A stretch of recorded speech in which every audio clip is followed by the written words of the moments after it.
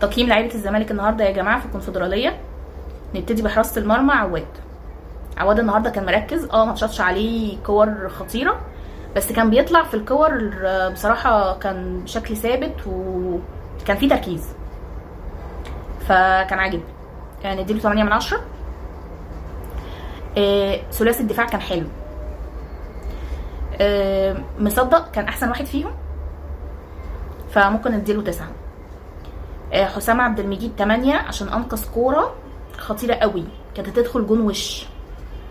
الونش برضو على فكره كان كويس، ممكن نديله 7.5. عندك بقى خط النص دونجا،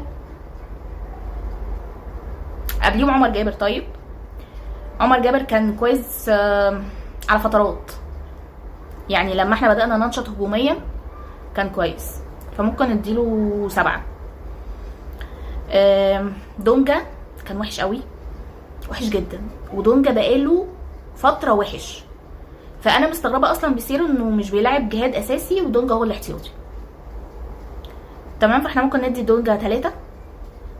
شحاتة كان حلو قوي بصراحة، كان نجم المباراة بالنسبة لي. شحاتة 9.5. مع انه اصغر واحد في الملعب على فكرة، بس كان جميل. طيب زيزو الشوط الاول انا ما حسيتش بيه، الشوط التاني في الاخر او في النص التاني منه كان كويس، فاحنا ممكن نديله 6. مصطفى شلبي حسبي الله ونعم الوكيل بجد، انا مش عارفه اقول ايه، مش عايزه اقيمه اصلا لان انا هديله 0. الجزيري ما جالوش حاجه الشوط الاول،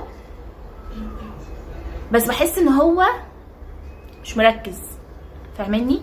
يعني في كور كان هو ساعات بيطلع على الطرف وبيعملها كروس، مش عارف يعملها، فانا مش فاهمه هو ماله. احنا ممكن نديله 3. في ناس بقى نزلت بدلاء، يعني مثلا نزل جهاد، فممكن نديله، هو كان كويس، ممكن نديله 7. ناصر ملحقش، فمش هينفع نقيمه بصراحه، بس عامه الماتش كان اداؤه زي الزفت. تمام، وهنا بتكلم عن الهجوم. تمام، من اول نص الملعب لحد الهجوم، نستثني بس شحاته، بس على الدفاع وحراسه المرمى كانوا كويسين بصراحه. فيا ريت يا ريت ماتش العوده يكون في حماس وشغل تركيز عن كده، عشان احنا مش حمل صدمات.